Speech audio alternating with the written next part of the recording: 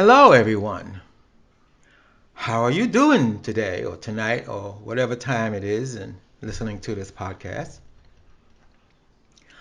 Today, on this podcast, I want to talk about something that was on my mind just the other day.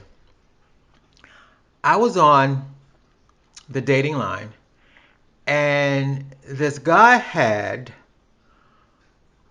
posted on his profile. He's 78 years young. Okay. 78 years young, and he was looking for a relationship or whatever with boys between the age of 18 and 25. So, first thing came to my mind was, is he a pedophile? I mean, 18 years old, no, I guess. But a 78-year-old man only wants to have relationships with an 18-year-old to a 25-year-old. Then, of course, he did put in his profile that he doesn't have ED, but he can still get a hard on. But he just doesn't know when it's going to happen. It can happen. It can't happen. And so I was thinking, well, maybe that's why he might want a younger guy for the sex part. But then, why 18 to 25? Why couldn't it have been a 50 or a 40? I mean, most guys could still get it up at that age. Then this other thing came to me. As you know, I've been saying in my podcast about the books I've written. And when the pedophile came to me, I did write a piece in my book, Nemesis Horizon Project, Reptilian Logs, of the two gay lovers, Stefan and David. Stefan was a hybrid, reptilian hybrid, but he was having this relationship where he married this human, and together they had three sons, and he caught his lover by accident, giving one of the sons a bath because they was like 5 years old, and he found that David was playing with the son sexually, and I wrote that in the book, and the reviewers, people who reviewed the book, it was very disturbing to them. They gave me a 1 star because of that scene and another scene. They felt it was 1 star. They felt that it dealt on pornography with children, with pedophile, and what I was writing in the book was an experience that I've experienced that people don't seem to want to talk about. I mean, I can understand pedophile if you're an adult, a full-grown adult, having fooling around sexually with anybody under 18. I mean, you know what I'm saying. I mean, if you're 18 years old fooling around with somebody 16, I don't think you're a pedophile. But if you're 40 or 25 fooling around with somebody 5 years old, yes, to me. For me, I was never into young boys. So, yeah, I may have a problem understanding that. I mean, I just may have a problem understanding that. I'm one of those guys who were into older men. In fact, the first person who taught me about sex was an older woman. I was 13 and she was 16. I mean, and then my next sexual experience was with an older man. At that time, I was 21, he was 40. And I've always been into older men. I wasn't really interested in having sexual affairs with anybody my age or younger. And believe it or not, to this day, I'm not. I mean, as you say, I told you about the 78-year-old. I'm looking at 78-year-old profiles. I'm not looking at 18-year-old profiles. So I thought about this pedophile. And I thought about sexual relationship with older men, older men, and how I wrote that in my book, and the reason why I wrote that in my book is something I experienced when I got sober. I was in a rehab, and when I came out to rehab, I had to see a psychiatrist for 30 days or whatever to recover. So, in my book, I wrote about an incident where I had three psychiatrists in the 80s when I was trying to get sober and try to get skinny. I used to be 400 pounds. I know I've said that 100 times. And they always want me to talk about, no, well, they always ask me first, do I ever think I was sexually abused? And I would get angry. I said, no, I was never sexually abused. And I thought about it and thought about it, and no. As I got older, as I got sober, and as I say, as my brain cleared out, and I started writing this book, it dawned on me. When I was a kid, I used to have, well, at that time, nightmares. I used to have nightmares of sitting on the bed, the edge of the bed, with a wrinkled dick in my face. I remember those dreams. I had them in my teens, when I was a teenager. And they started in my teens. I guess it started when I sexually became aware what sex is all about. That was in my teens, early teens. And certain things started to, how you say, 2020 is hindsight, you know. Things started to come to me about my childhood. I had a stepfather and a step grandfather. And I remember I had to be like 5, 6, maybe 7 years old. And I remember every time we went to my aunt's house, um, my stepfather didn't have a car, so we always went with my uncle, always take him to his house. They live in Long Island to hang out, you know. And my stepfather always wanted me to sit on his lap. Because back in those days, it's a regular car. So if you have 3 people in the front, 3 people in the back, and you're a kid, a 5-year-old kid, you're going to sit on somebody's lap. So I wound up sitting on my grandfather's lap. Now this is hindsight. This is not at the time. At the time, I didn't think this. This is what now I'm thinking about it.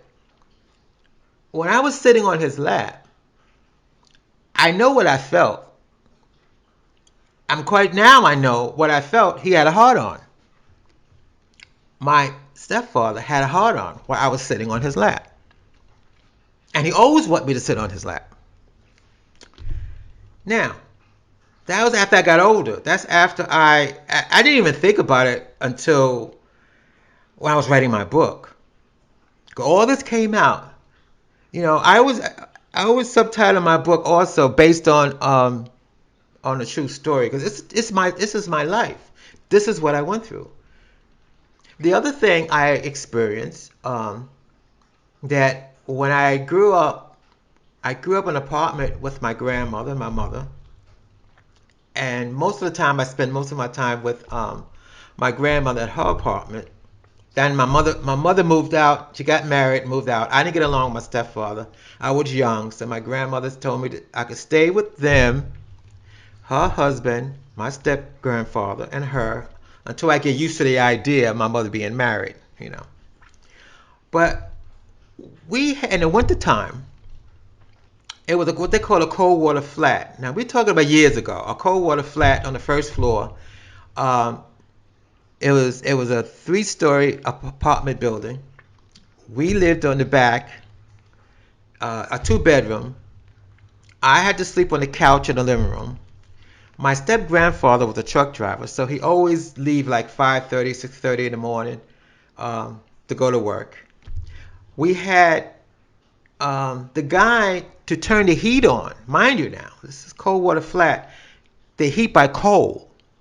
And the guy who ran the house usually don't come in there to like 5:30 to get the heat on. So the heat be up by 6 o'clock. Most people get up at 6. My grandmother, and my grandfather, they bought a gas heater that was in the living room. I slept in the living room, and I remember to this day I slept in the living room, and I remember I couldn't wait for my grandfather to come out the shower. Why I couldn't wait for my grandfather to come out the shower? Because every time he comes out the shower, he dries himself off in front of the gas heater. Now, mind you, I was sleeping on the couch, and he would come to the face where my face is on the couch and start drying his crotch off. Now, I didn't realize it till then. I realize it now. He had a hard on. What would have happened? I don't know what would have happened. I always slept with the covers over my head, so I was peeking. I'm quite sure he must have known I was peaked, or he wouldn't have a hard on where my head was drying himself off. Is that sexual abuse? Is that pedophilia? I don't know. I'm only saying what I experienced. So, I'm going to read you an excerpt from my book of what I experienced with my stepfather. I'm talking to the psychiatrist in the book. As far back as I can remember, my mom told me that my dad, my biological dad, died in the war. This was why I had a stepdad and not a real dad. However, she never mentioned anything about my granddad or any grandparents of any kind. On my 5th birthday, I received a gift from my granddad.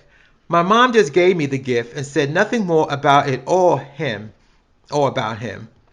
The gift turned out to be a toy, but it was also a communication device to talk to my biological granddad. I wanted so much for him to live with me because I knew deep down that the man pretending to be my dad hated me. He had to hate me because he was always beating me and my mom for anything he could think of. I remember my stepdad giving me baths. He would be totally naked as he washed me all over. After he dried me all over, he would give me piggyback rides as he took me to my bedroom. I remember the sensation I felt in my groin area. As I rode him into my bedroom, my genitals would rub against his very hairy back. I think I got an erection. He would drop me off his back onto my bed, and I sat there with his genitals in my face. He let me play with it until he got an erection. Then he would put it in my mouth. I wanted it. I thought if I sucked his dick, he would love me. As I got older and realized that I was different, at least my stepdad made me feel that way, I never thought about it ever again. Isn't that what reptilians do? So, yes, what I just read you did come to my mind when I was reading this book about what went on in my childhood. Now, the beginning of the part about the granddad and the communicator, of course, that's fiction. I put that in there to start the story off. But the stepdad part, yes, I do remember that. And I remember that I used to have dreams. And I didn't have the dreams until I got into my teenage about sitting on edge of the bed with a wrinkled dick in my face. And there is more to that story, but I'm gonna say this to it. When my dad came home drunk one night, I remember he came home drunk and he had to go to the bathroom. He was so drunk he couldn't stand up. I was 16 years old at the time. My mother woke me up and asked me to take him to the bathroom because he couldn't stand up to pee. I remember I took him to the bathroom. I took out his dick and he started to pee. And I remember this. And I was 16 years old. And I got an erection looking at him peeing. Now, as being sexually, if you want to consider that sexually abuse, I'm not going to judge it. I mean, that's your judgment. Was he a pedophile? I don't know. This is what I experienced.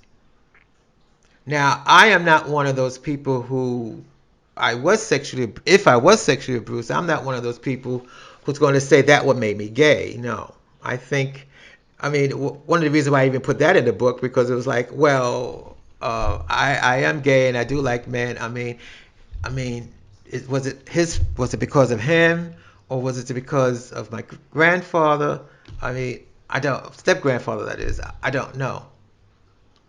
It is what it is. My dad used to say that. It is what it is. I'm not gonna make more out of it. It may the all this incidents as a childhood may have made me what I am today. So there you go. My story and my thing on pedophilia. When are you a pedophile? A 78-year-old man who wants to have sex with an 18-year-old boy, is he a pedophile? An 18-year-old boy who wants to have sex with a 5-year-old boy, is he a pedophile? Now, we all agree the 18-year-old boy wanting to have sex with a 5-year-old is definitely a pedophile. Because it's like me. I don't I don't want to have sex. I never did want to have sex. Well, now I'm older, but when I was in my 20s or 30s, I wasn't really interested in any guy my age or younger. But then as I got older, I mean now, I mean and the older you get, you're running out of sex people to have sex with as you get older. So you gotta relax your or restrictions a little bit. So I call this segment pedophilia, the elephant in the room, because nobody talks about it. Nobody talks about it. I've had some women talk about it, and they're very dramatized by their sexual abuse experience. But I just told you my if it's sexual abuse, what I went through as a child. This is Eric. Thank you for listening to the craziness that lives inside my head.